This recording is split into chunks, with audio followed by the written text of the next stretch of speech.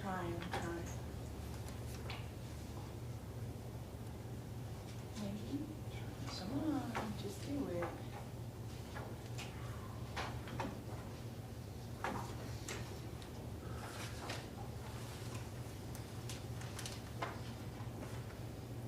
Are we going? Yep. Okay. Okay, let me pull up some things here and then we'll get started.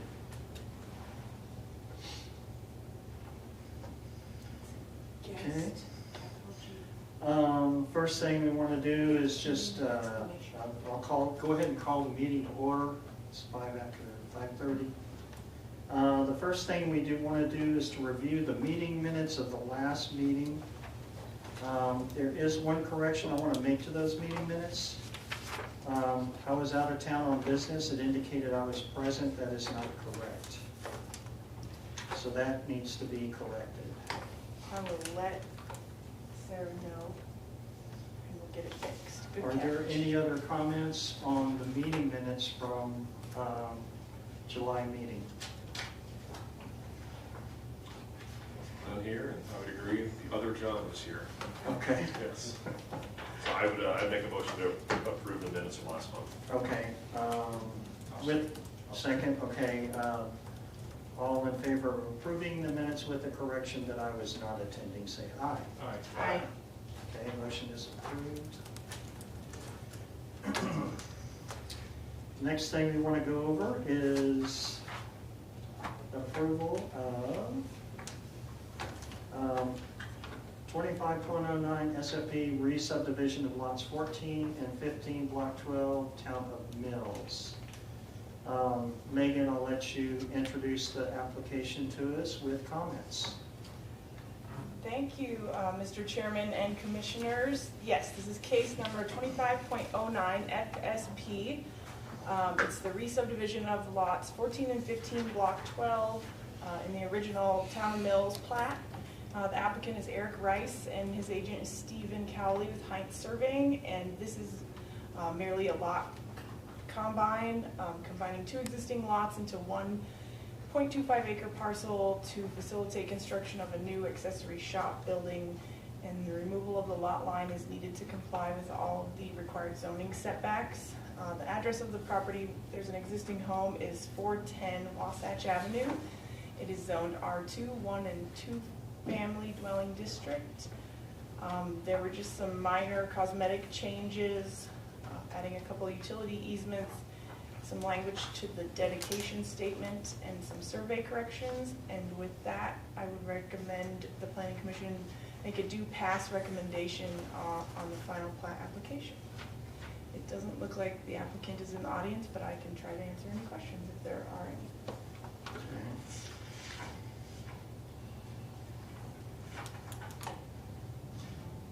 I'll open it up to the board. Are there any questions regarding this application?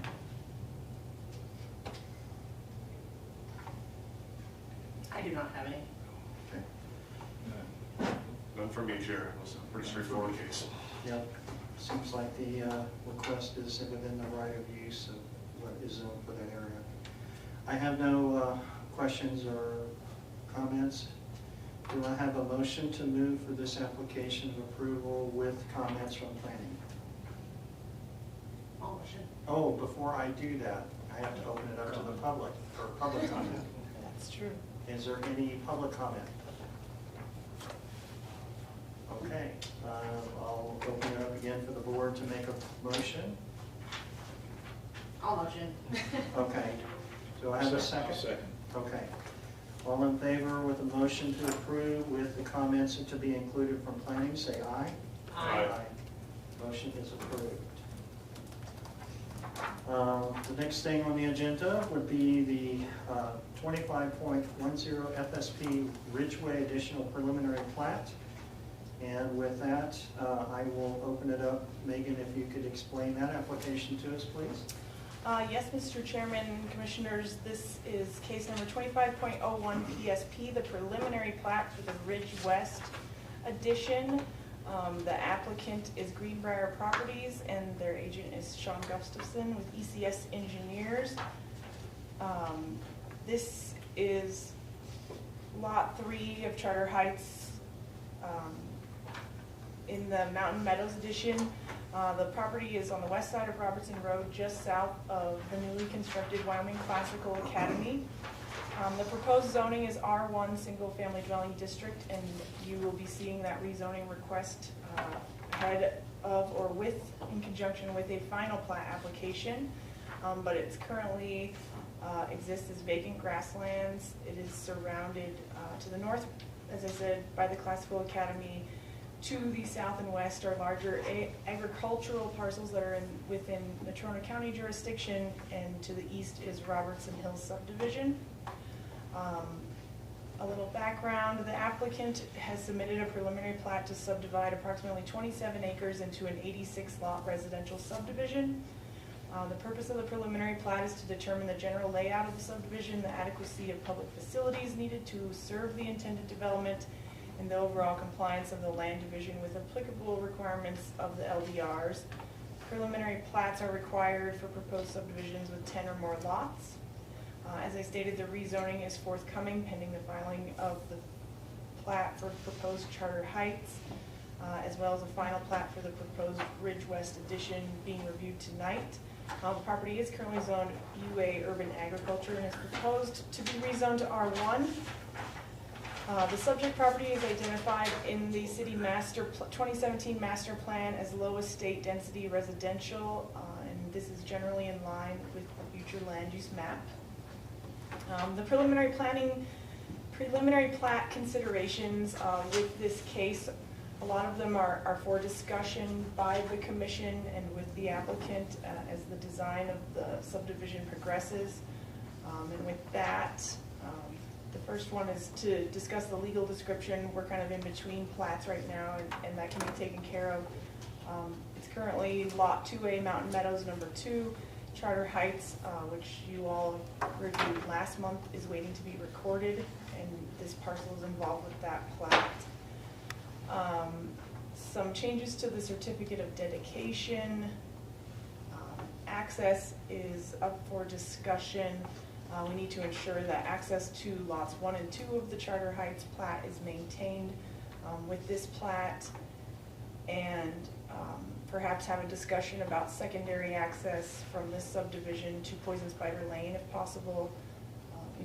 The applicant needs to propose new road names, and some of the roads on the plat you'll see do not yet have road names.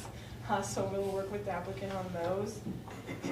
They're going to need to submit a traffic study, a traffic impact study for the subdivision, and alternatively, we've made the suggestion that they coordinate with the Casper MPO to include this proposed development in the ongoing Robertson Road corridor study.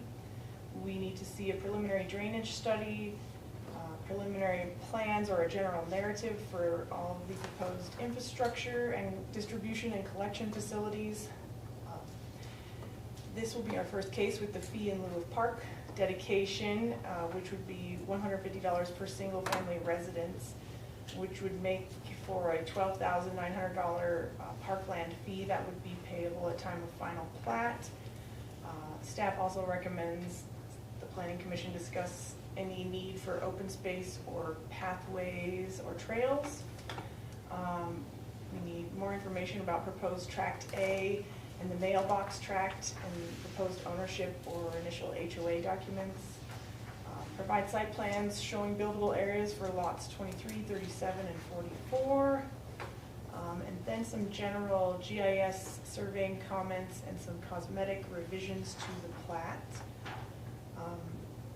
With that said, the plat, what I believe was reviewable by you all, but I would recommend tabling the preliminary plat until we get a little more information on some of these considerations and have some discussion on some of the discussion items.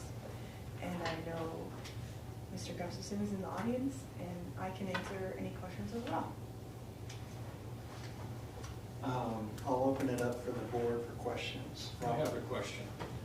We're doing the study on Robertson's Road as far as the traffic pattern, all right?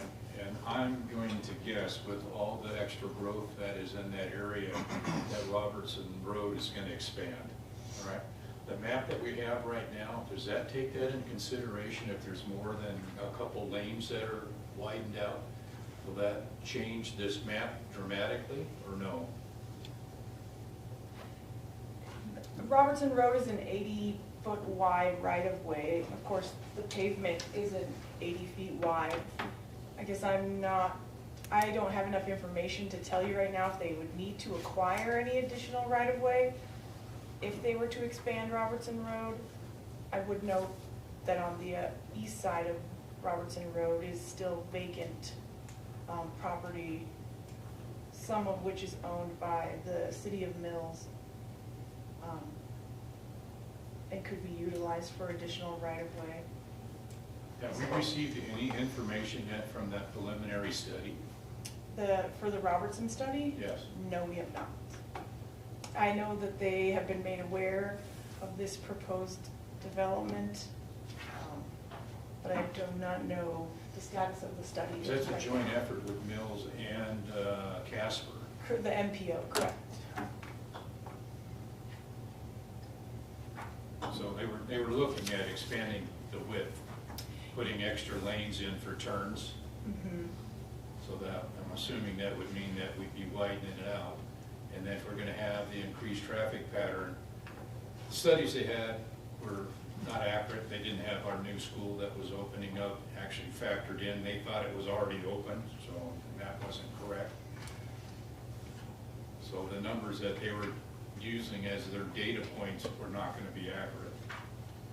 So hopefully they'll recognize that from all the input from the folks that attended that meeting. Yes, and I do know that, yes, the school, they were updated about the school and then also provided information about this proposed subdivision. So hopefully that will help them with their study review.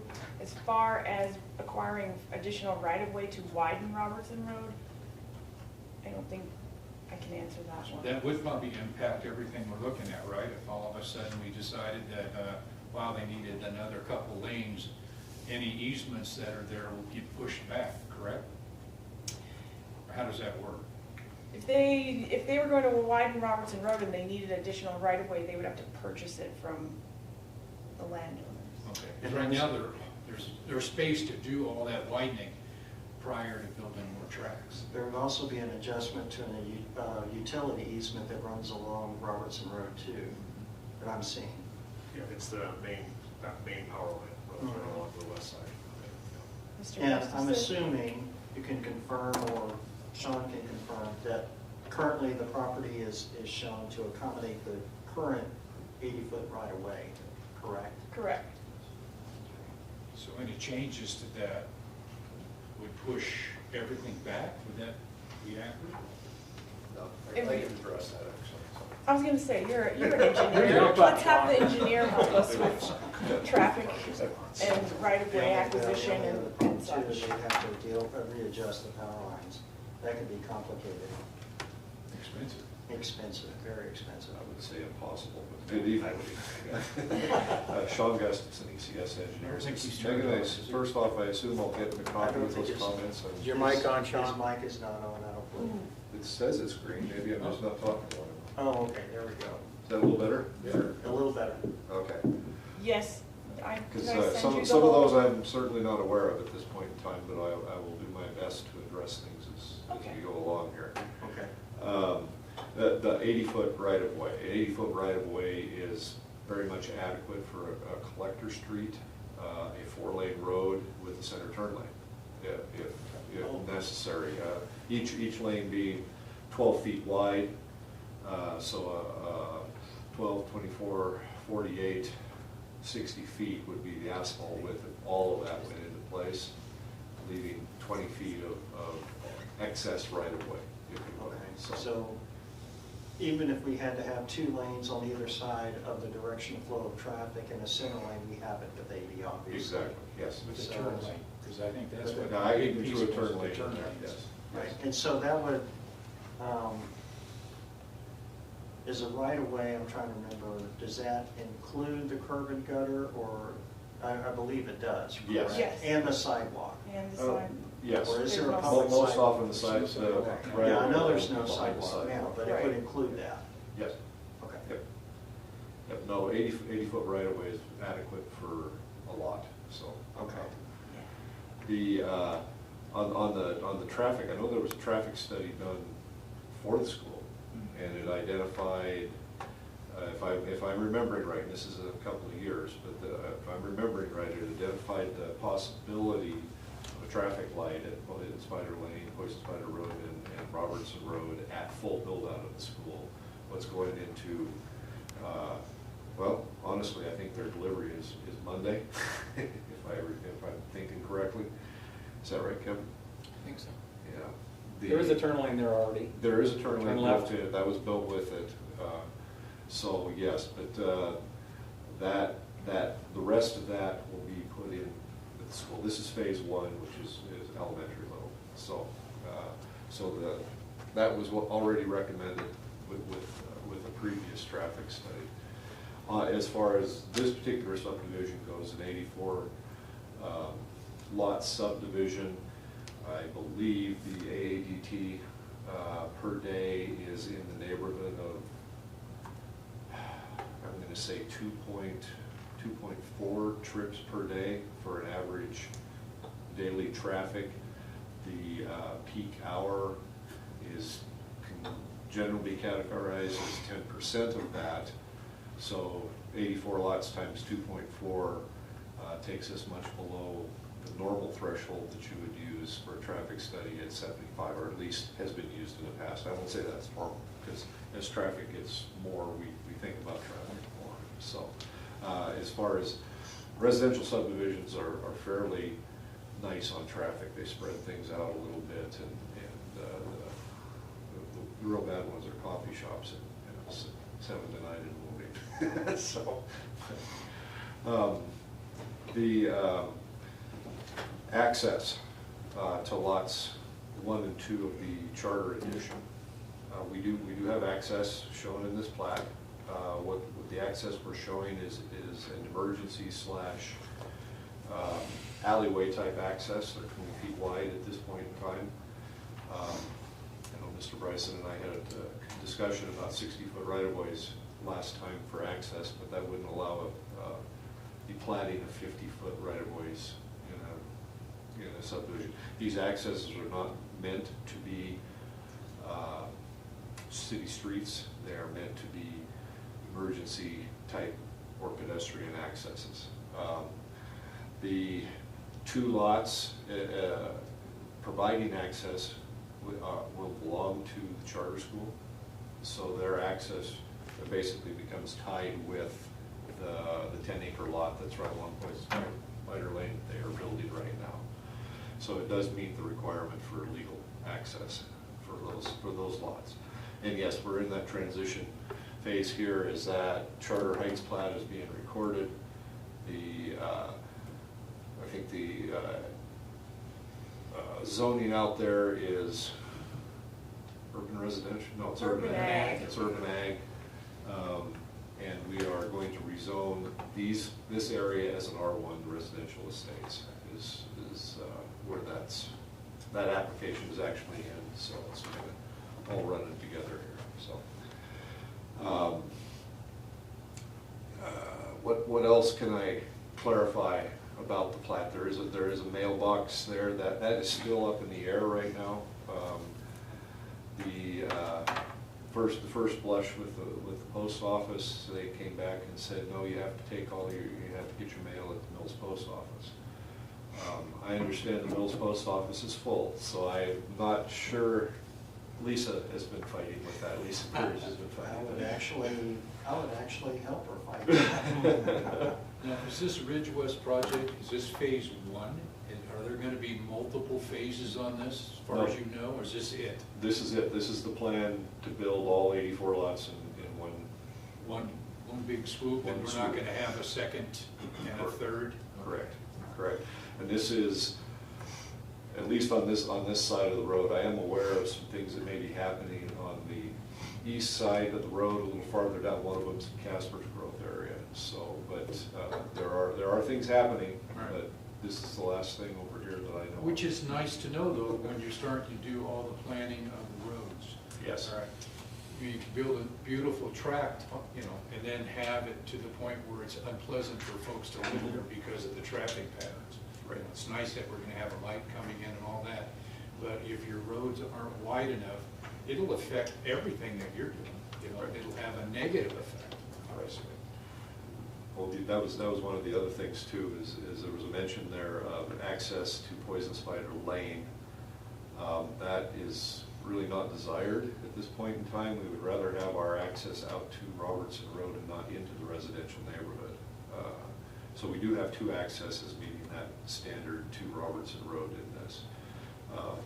Water and sewer, that 50-foot strip of land between the school and FP Investments, little piece right on the corner there, is basically all easements.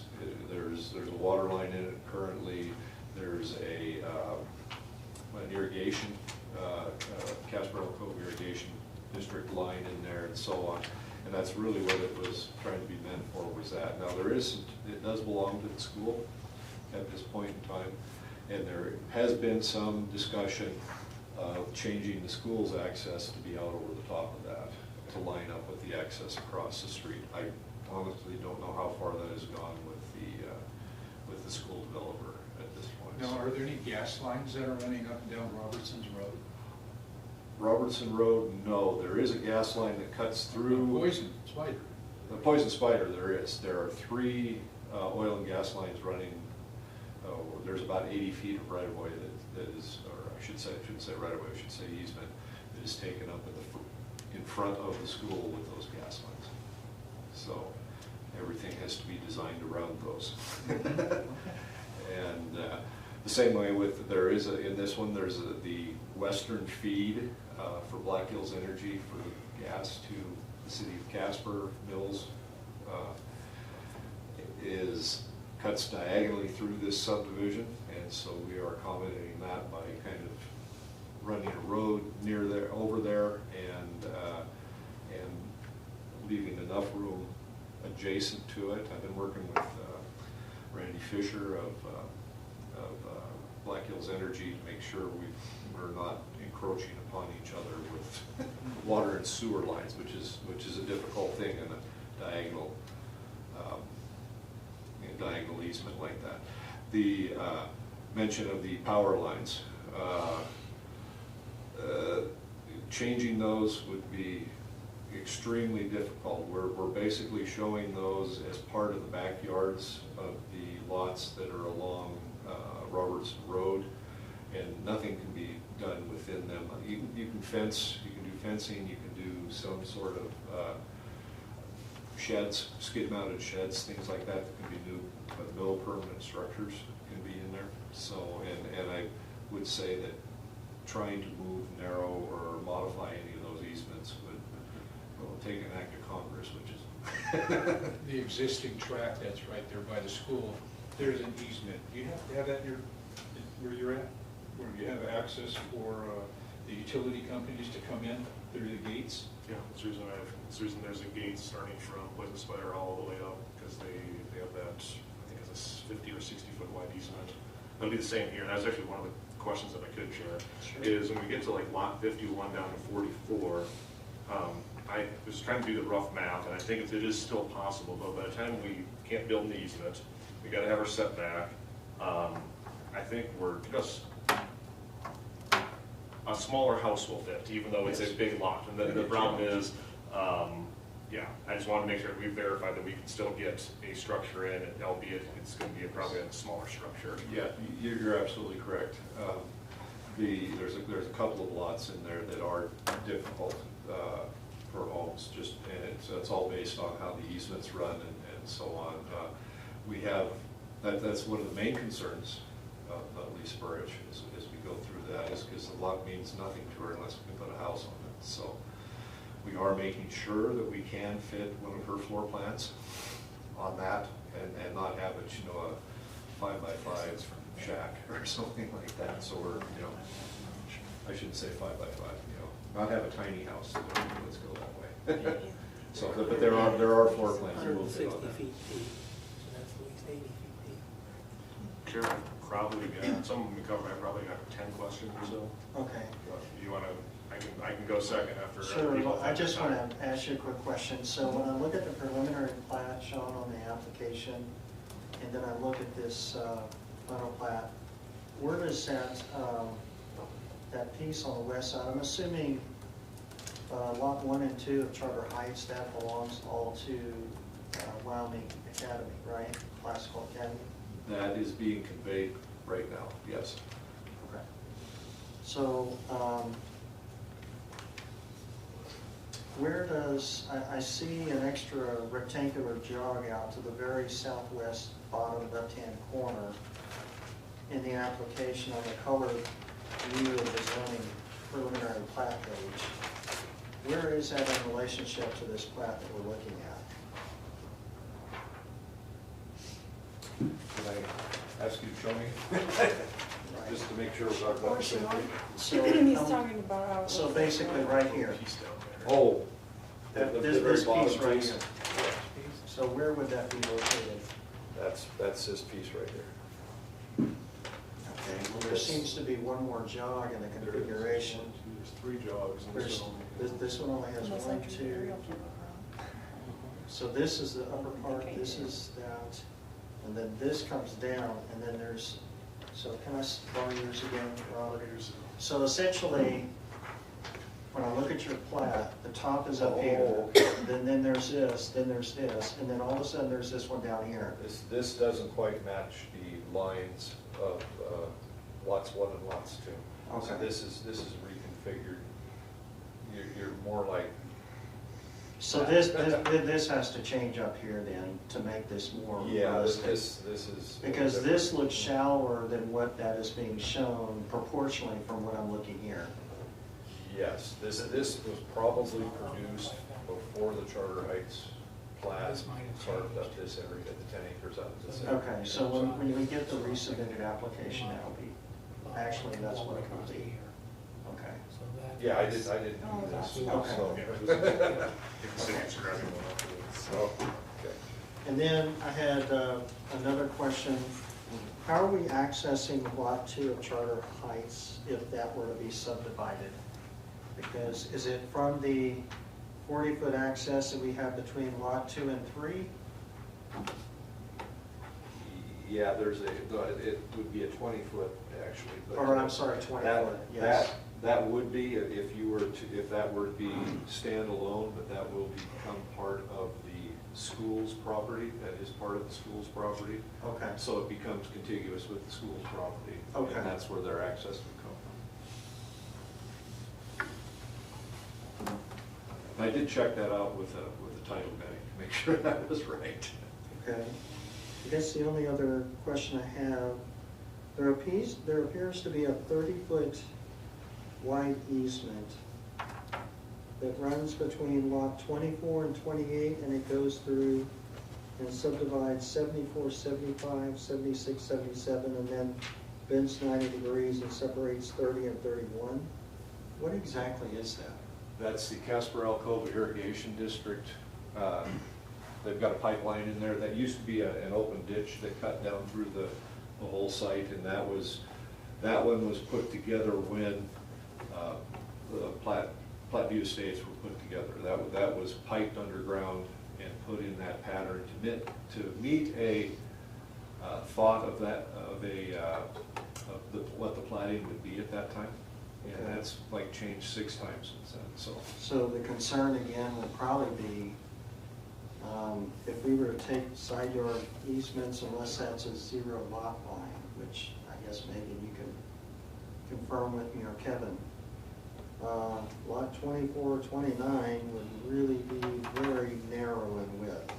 We would have similar problems with 75, 74, 77, and 76. Because that property line is going down the middle of a 30-foot easement, so that'd be 15 on either side. And then you have to consider if there's any side yard easements. What are the, The side yards are from the property line, not from, you can build right up to the edge of the easement. okay, And that easement is an underground pipeline, 24-inch Yeah, but they still have to have access, there can't be a permanent structure. Kate needs to have access to that line, yes. Right. And that access will be provided through, also through the accesses we've brought into lots 1 and lot 2 of the Charter Edition. Okay. Or all the way to the north from Poison Spider Lane. Because even then, I mean, I'm looking at between lot 24 and 25, and that's gonna be really tough. If you figure the 5-foot setback on the right side and the 15-foot easement on the left side, that gives you a 52-foot wide house. Well, And I'm lots of looking for leases. specifically at lot 25.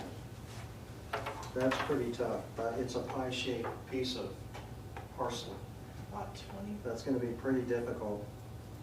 25 in the cul-de-sac, Yes, if they set it back far enough, it shouldn't be a problem, but Yeah. they're pretty good at fitting right inside the development box. So, yeah. You won't be able to put every house oh, I know on that. every yeah. lot. I can tell looking at 25, that one will be a challenge, I can say That one will be a little bit of a challenge. but I there is think your footprint mother-in-law's that's- house is less than 52 feet wide, Yeah, and it it's, would fit on most of these lots. oh yeah, that is. I'm just curious about the width of 25 as you get close to the cul-de-sac Yeah. and fitting something in there, that's Yeah. the question. Yeah. They'd have, they'd have a bigger front yard than a backyard. So they Actually, need to the push it to the opposite rear on bit. 25, they'd have a real small front yard and a bigger Well, backyard. yeah. So, okay. You know, I do see happening at times, 2 lots are bought. Yeah. If you got 2 fairly small ones beside each other, somebody will buy 2 lots and put a house on that, so. Yeah. There's a person that lives on 6th Street that bought 2 lots, Yep. just around the corner from your I know her, mother. I know her, yep. But we'll make, every lot has to be buildable. Yep, yes. We'll ensure that. Okay, Chris, you had some questions? Yeah, I can start working through them. I guess first one is mainly just a comment, because as we look at the rezone request, it's currently UA going to R1. As Megan pointed out, the master plan has this really set up to be low estate density, so similar to, say, Flatview Estates, right there by the school. What's being proposed is very similar to, I would say, Robertson Heights on the other side of the road.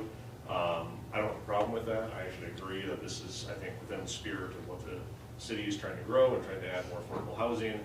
The spirit is very much more like a starter or mid-level housing, so I just want to put that on record that even though it seems to maybe conflict with the 2017 master plan, in my opinion, it's still the correct use for the property. So some of these questions I have maybe for Megan, I'm sure some are for Sean, but Robertson access, as I was looking at this and driving that road, the 2 areas that we have onto Robertson don't align with the one on the other side of the street going into Robertson Heights, correct? That access that they get over there is staggered from these, correct? That is correct, and the reason for that, for the northern access, is we just can't get up there because there's not,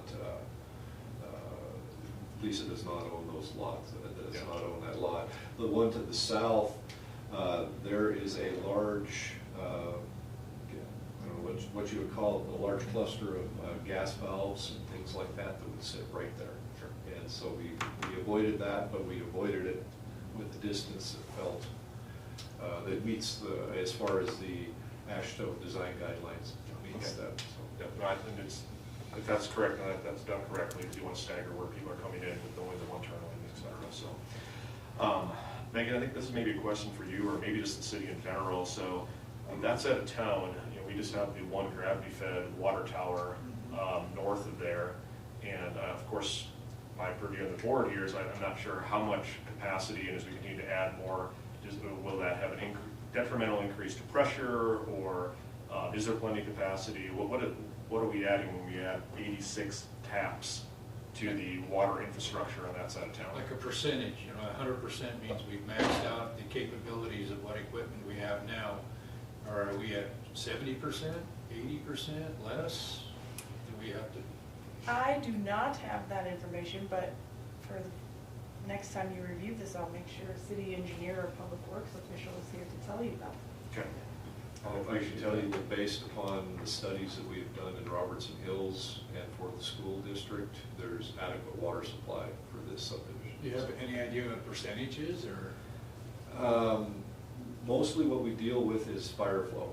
I mean, as far as your normal percentage of use for the number of lots, that's pretty minor compared to what we have to deal with fire flow. I can tell you that fire flow will work well on a maximum daily percentage with the tank that is there. So that's how we have to look at it. Worst case scenario, everybody's using water at the peak and there's a fire, so. And it's downhill. Yes, the pressure there is better than Pressure's it is good. up in Robertson Hills, so. All right, mailbox, we talked about that a little bit, but provided that does get approved, Platteview Estates, that mailbox bank they have is actually owned and has to be managed by the HOA. Is that the plan here, is to put together an HOA to manage, I guess, not only the box and if they get hit, you know, the cost to replace them, but also the maintenance of that area? How are we, I guess, taking care of the mailbox piece? You're exactly right, that there is an HOA plan for this, and they would actually be the owner of that tract. Okay, so the same as Platteview Estates? Yes. With that, this Platteview Estates does not have curb and gutter, it was designed that way. Robertson Heights across the street does. Is the plan for this particular neighborhood, is this including curb and gutter and with the easements, is that correct? Yes, this is all curb and gutter with, it's got a storm sewer system in it, and so on. That's good. Or it will have. On the southeast corner, we have track A. Of course, as I drove by that looks like that topography just kind of falls off. It's very steep right there. Is that the reason that we're not developing that? And if so, will Greenbrier maintain that? Are they planning on selling that? I'm wondering from like a maintenance standpoint, because it is a fairly decent chunk of land, what's going to happen to it if it's not going to be built upon? What we've set that up as is a detention, stormwater detention area. Okay. So we needed access to that from Robertson Road or Poison Spider Lane, but it just, the way the easement's all laid out in there, it made just a bigger track to get down to where we're gonna actually have the detention pond. Okay. Park, or lack thereof. So I know we're doing the fee in lieu of a park. If we go that route, which this is a fairly good sized division, 80 some odd houses, the closest park for any families living in this area is going to be the newly built Robertson Heights Park on the other side of Robertson Road. And maybe this is separate from this application, but I guess I'm trying to reconcile maybe how we're going to take care of public safety, and this might be a city question. If you have 86 families, or give or take, and their closest park is across that, which will become a busier road. With no sidewalks. Well, that's part of it. So we have no, so what is our access? We have no sidewalks, and how are we going to safely get people to and from what is their only recreation area as we're planning out a new subdivision? So I'll just kind of put that out there. I don't know what kind of conversations you may have had with that as the agent, John, or Megan, or Kevin, if you guys from the city standpoint. It's more of a holistic planning question, but we know we're going to have a lot of families trying to cross that road going to the only park if we don't put one over here. In entry-level homes, you're gonna have a lot of kids. So, Mr. Chairman, Commissioners, I think, so we've moved to the fee in lieu of park land dedication, but the LDRs do allow, if council desires a park, you know, that's still allowed within the regulations. So I think at final plat, you all are, you know, could make that recommendation to council. You know, this is a lot of lots, a lot of homes. Maybe it would behoove to get land for a park versus taking the fee and utilizing it on more regional parks. However, if you want to have that discussion and make that recommendation, you have that ability. I do have one question, suggestion, maybe, looking at that detention pond. The terrain to it is malleable. You can work that terrain and smooth it out. In fact, I may need to, I haven't got the grading plan for this whole area done yet. I may need to be smoothing that area out a little bit to make my dirt balance. Would a park in that area be something that would be considered? I mean, certainly, I've seen that in Cheyenne, I guess, they have, some of their parks actually double as a detention area. 65,000 square feet in that detention pond. You could have dueling parks, one on one side of the street and one on the other. It's okay, Chairman, I mean, just my opinion, I mean, one of us, I think this is kind of the route we need to go. Either we need to figure out a way to get some kind of recreation for this area, because it is gonna be a lot of houses. I think we fully anticipate there's gonna be a fair amount of kids over here. And either we need to find safe passage for them to get to the other park, which may be fairly complicated with no infrastructure, or we should provide at least some type of access here. And if that can double, I'm not opposed to trying to, multi-purpose the land. Of course, we'll have to figure out some kind of access, just the way these lots are set up, with a pathway or something. But that'd be my preference, but I'll leave other opinions to the board. That's a great point that you've made. Robinson Road's gonna get busier and busier as we go along, all right?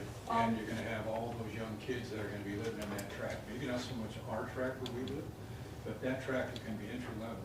And you're gonna have folks with families, and they're gonna have to have access to something for those kids to do. And they're gonna go across that road, and without sidewalks, without lights, without any kind of crosswalks, it's potential for bad things happening.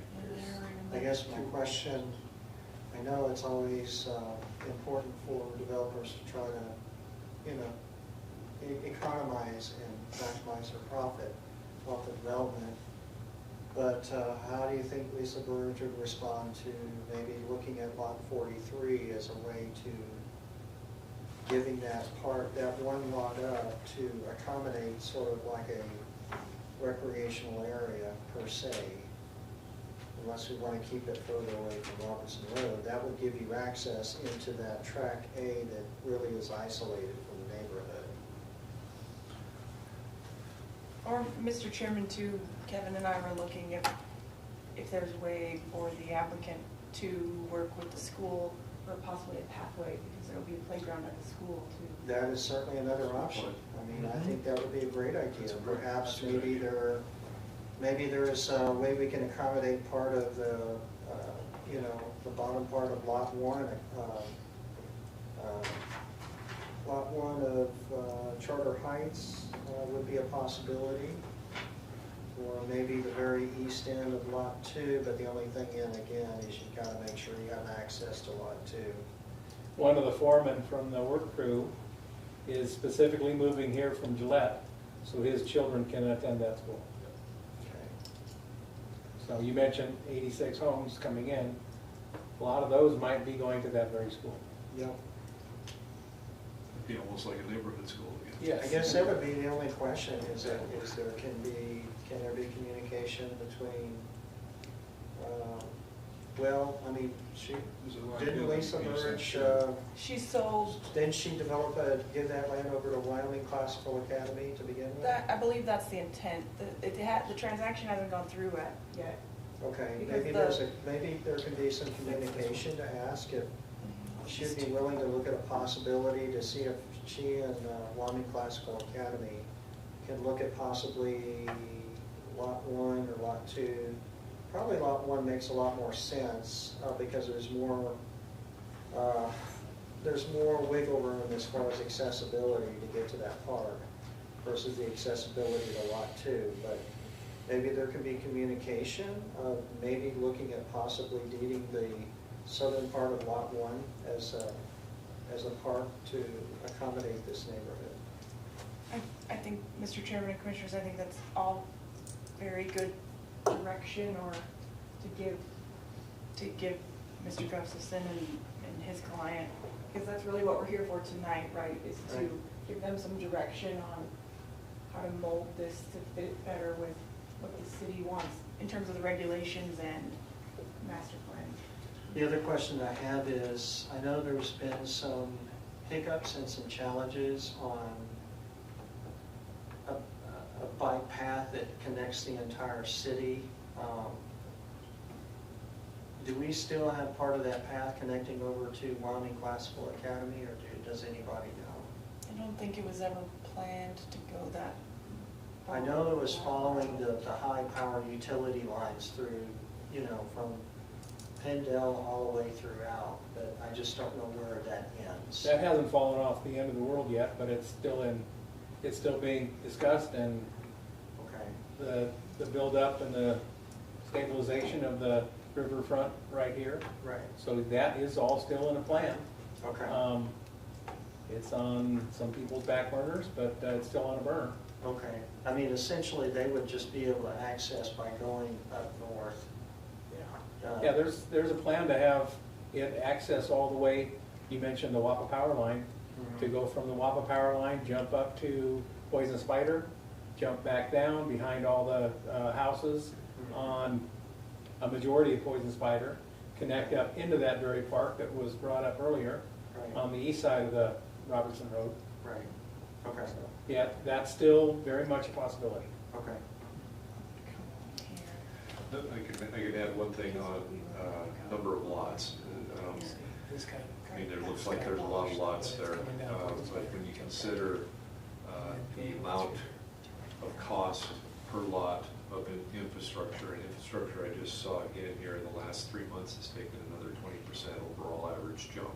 Okay. As far as concrete, asphalt actually went down just a little bit, believe it or not, but concrete went up 30-some%. Plastic has gone up again. As those costs get really high, the only way a developer can do that, of course, as you all know, is to pass that on to the consumer, and that's where that fine line comes that this poor engineer doesn't know how to answer. Well, I'm thinking maybe we ought to maybe encourage Lisa Village and Wyoming Classical Academy is look to see if we can do something at the south end of Lot 1 of Charter Heights, or Lot 2. You know, maybe there could be some consideration. So if y'all could investigate Yeah, that. I can sure bring that up and talk about that, because there was a lot of negotiation going on with those lots, so. Okay, yeah. Yeah, please keep the city informed. Are there any other questions? I'm down to my last one, John. Sure, go right Okay, ahead. thank you, Chair. And actually, it ties into the Classical Academy conversation. So this is more of a, I call it a structural question, because we probably have some different discussion around this one. John, you were on the board when we went through the initial academy approval. And as you know, Chair, given what we have one access in, we have one access out, and that's the only way that we could make that work. And there was nothing developed to the south of it. The school didn't own anything to the south of it, and while maybe not ideal, it was amenable to make that project happen and bring a school to the city. We're kind of at a unique position now where the only other time we're going to be able to get access, a secondary access to the school, is now that we're developing this particular piece of land. You know, right now you have phase 1, it's going to be phase 2, it's going to be phase 3. That intersection there will get busier. We all know that's part of the reason they're doing that road study. I saw 2 weekends ago there was an accident in that intersection, and we had Mills PD doing a great job of moving people around. We had someone else there directing traffic. But if we do have a scenario where something blocks that intersection, we have an emergency at the school, and this is I'm not qualified to decide when it's a public safety issue. That's maybe more on the city to decide. But we have a known variable where we have a choke point to an area that's going to have a lot of kids in it all the time. So in my opinion, we need to somehow work this to have a secondary access to the land the school owns, and there should be a secondary way to get into the Wyoming Classical Academy. That means it's got to be worked into this particular plat, because it's the only time and the only way we're ever going to be able to get a secondary access to that school. It creates some complications because we got to figure out what that means, and that may be a question for what Lisa can work out. But that's I just want to make sure we have that conversation. We will not get an opportunity to have this conversation again. No, you bring up a good point. So my question, I guess we'd have to look at the current development of Wyoming Classical Academy. But in the packet that we received, there's this preliminary plat color part right here. I guess, is there a question, is there a possibility we could look at that? And again, I know that, when you're developing a residential neighborhood, things are really tight financially. And also possibly looking at that as a part of the plan approval process, can we look at a secondary access that runs parallel to lots 1 and 2 going into Robertson Road from Classical Academy? I mean, that really brings up a can of worms because we need to understand what's happening with the layout of Classical Academy in regards to road access. We are showing a 20-foot emergency access between lots 2 and 3. The question is, where does that access go into the Classical Academy property? Can there be an emergency access that allows them to get to Robertson Road parallel to the property lines of lot 1 and 2? That would be the question, to address Chris's question. One thing I'd like to mention on that is security at the schools are becoming, it's becoming more and more all the time, more and more of a concern. So that's, most schools that I've looked at least, and I'm sure we can find examples, only do have one main area that you get into the school, one main way, the rest of it is fenced off. And that, the school did ask for these access points, these emergency access points during the negotiations on the Charter Heights plat with them. So that's what their intent. Now, we've got 20 feet in there right now. That's the minimum according to code for fire access. Chief's not here anymore. Anyway, if we go to 30 feet on those accesses, that doesn't hurt anything, especially on the southern one between lots. 27 and 26? Yeah, 23 and 24, I think.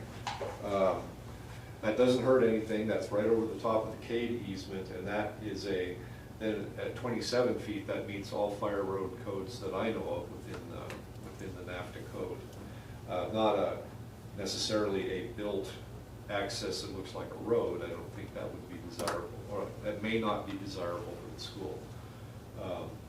And there's no reason that other access, that makes that lot a little bit tighter up there, but that other access could be 30 feet as well, which would, a lot of times we've run pathways on those accesses, but I they think that'd be generally run to a difficult. locked gate. That would be difficult, I think, for lot number 2, but there might be a possibility we could put that between 23 and 24.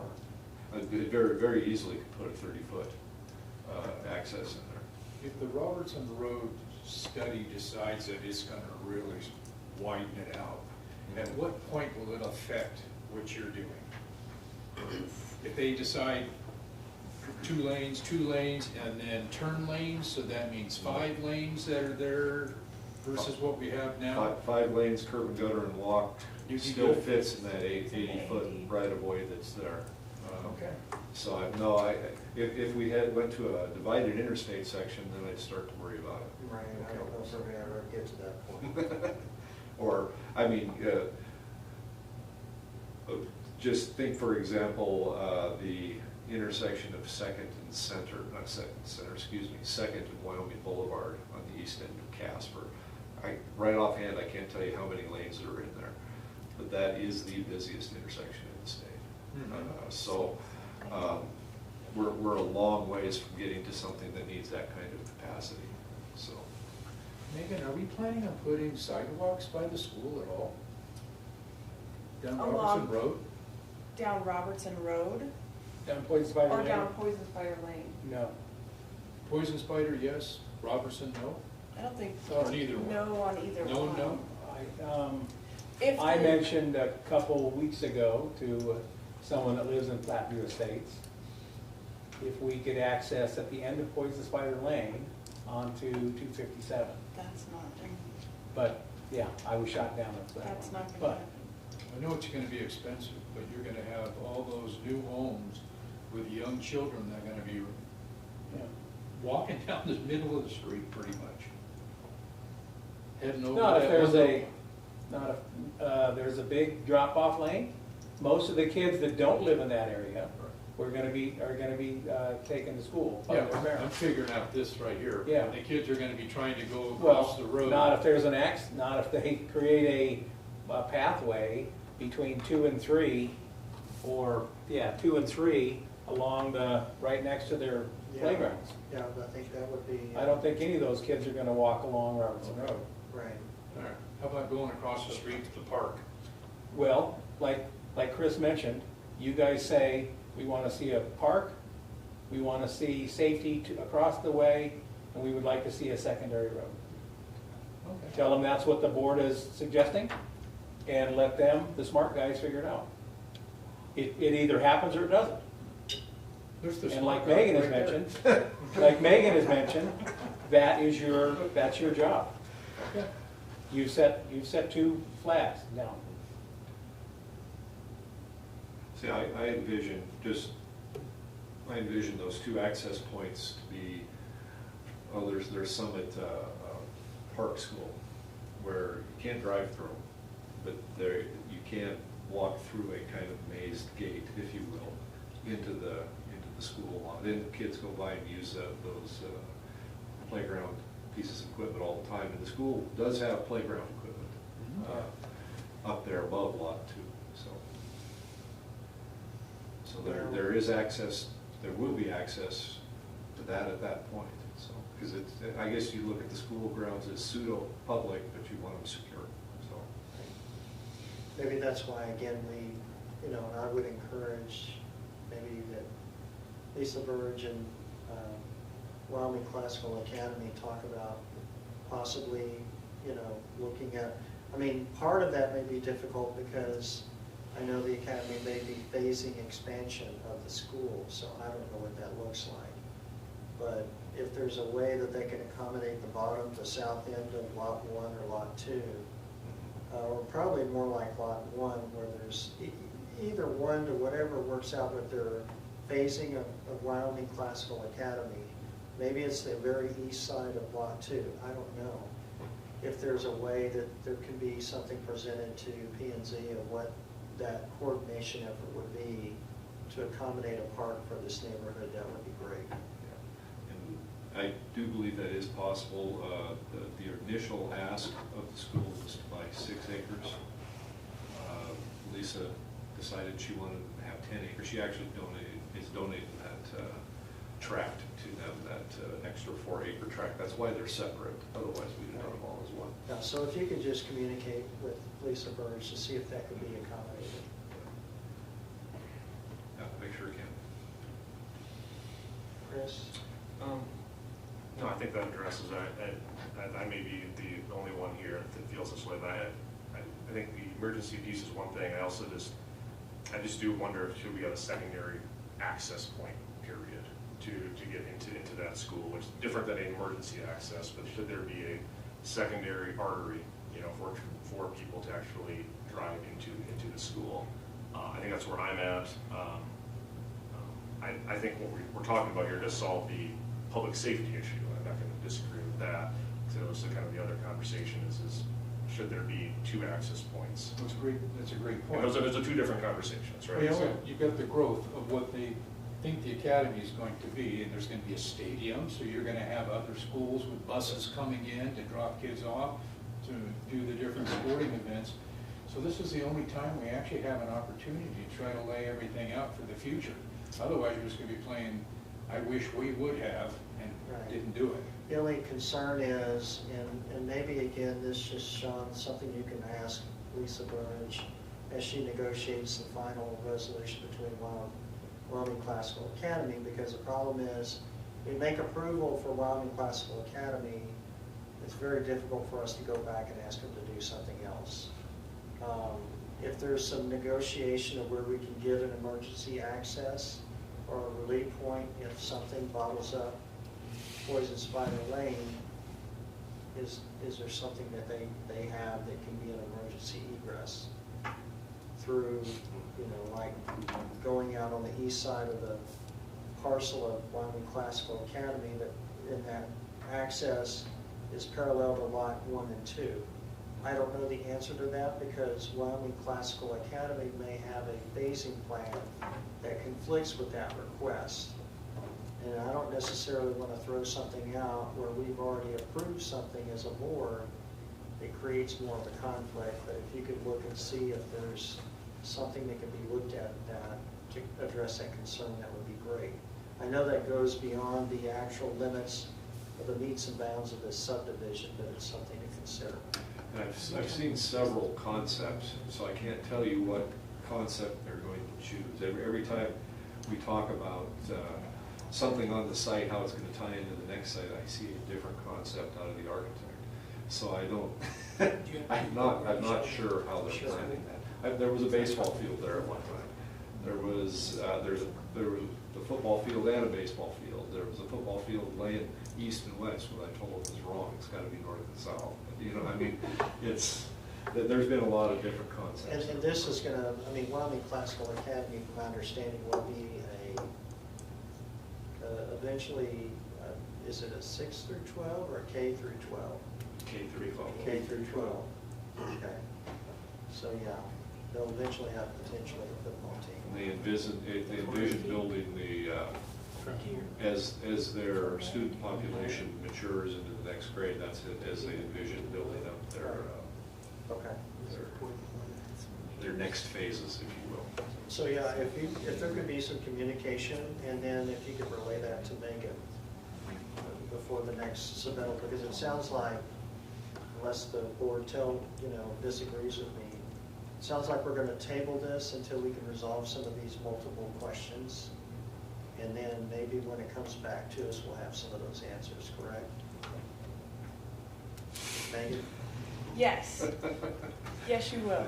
Or hopefully you will. I mean, it's good discussion and good direction, and that we have heard those conversations that everyone's, now the school's in there and Platteview is being developed, and that there's no, if something happens, there's no other way out of Platteview or the school except on Poison Fire Lane. And I think that's big picture, and fortunately or unfortunately, Greenbrier Properties and the school are going to have to participate with the city in that discussion if something's gonna happen.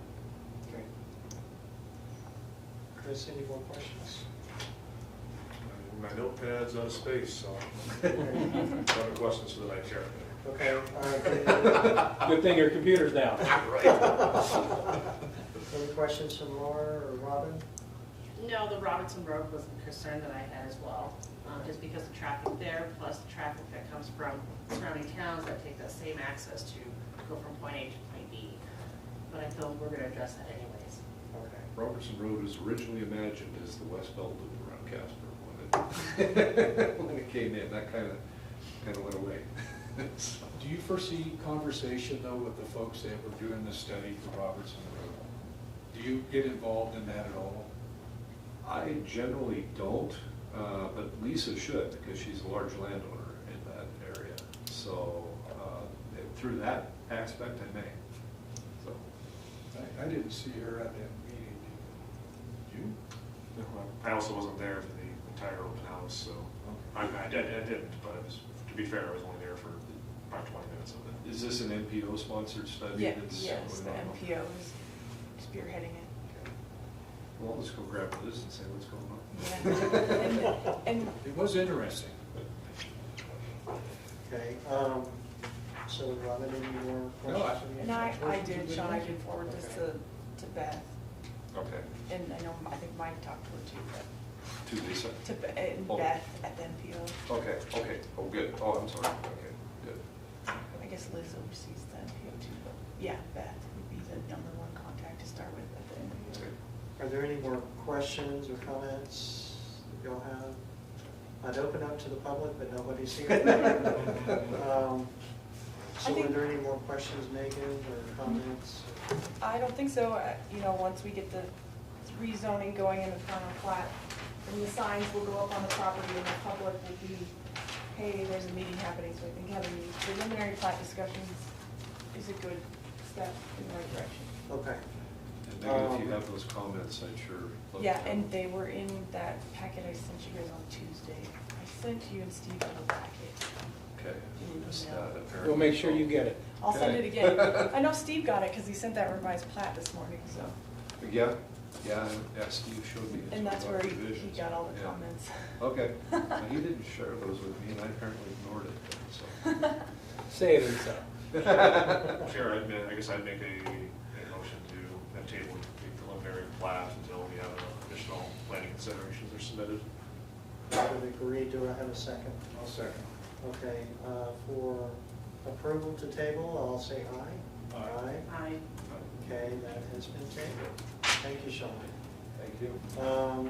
Good question. I would open it up for public comment. There's nobody here unless there's questions.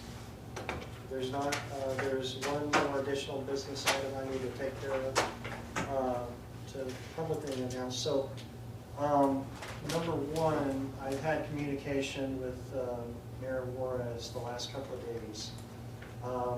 There's been a complication, I believe, in the process of which whenever we have applications, and it recently involved one of the applications in the last meeting, it's not important to mention which one, but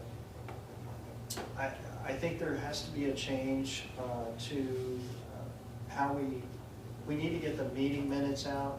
And Nathan, you can express this to Sarah, but she'll be getting communication tomorrow from the mayor because of the most recent issue that came up. We need to have the meeting minutes of planning and zoning come out within a week or a week after our planning and zoning meeting so that city council can have an opportunity to review those meeting minutes. Because when an applicant comes forward after a P&Z makes comments or decisions on an application, unfortunately, some of that information is not relayed to city council when they're making decisions, and specifically agreements. So that's one item that needs to be addressed. The second item that I need to put in play here, and I'm not sure how this is officially put in place, probably by the mayor, but y'all can look into this, but Mayor Juarez and I talked about it. One of the important concerns that we have is that if there's any contractual agreements that bind the property owner or applicant or developer to the city, that must be drafted by the city attorney, okay? And then once it's drafted by the city attorney, the city council can provide authorization for the mayor to enter into that agreement. So the important thing is if there's any discussion about the planning and zoning making things that have to be part of the approval process, that has to be part of the documentation of the contractual agreement that the city has into with the applicant or the developer or that kind of a thing. And so the agreements pertaining to the plat or application is created into a document that can be a recorded instrument and attached to the plat that includes comments that the P&Z makes that the city council has approved or modified. And then through that, they can file that at the time and then make that approval. So, and then that can bind those conditions to the plat. So we've recently had a situation where information that is being discussed in the P&Z was not forthcoming and did not make it into review of the city council or the mayor. So we need to make sure we make that correction. And any documents related to that must go through the city attorney before it goes to the owner for signature. That's another thing. So we just need to make sure we're aware of that.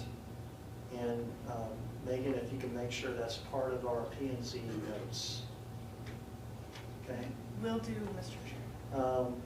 The other thing too is that on one of the applications in the last meeting it was incomplete, or it sounds like it was incomplete.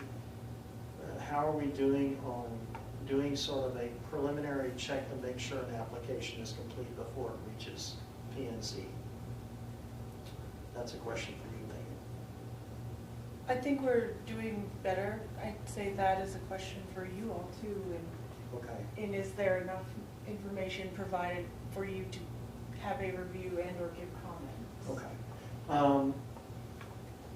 I don't think getting in specifics on a previous application that's already been approved needs to go through public recording, but I'll need just some time with y'all briefly after the public, or meeting recorded, just to talk about what has happened. Okay? Very good. Any other comments before we adjourn? Submittal day is next week, so we'll see if we get any new submittals. And I would note that Wyoming Planning Association is having their fall conference in Sheridan, September 17th through 19th. And there'll be a special rate for planning commissioners, so if anybody's interested, we can hopefully help you get up there. And it'll be a good time and educational. And that's all I have. Okay. With that, unless there's any objections, we shall adjourn.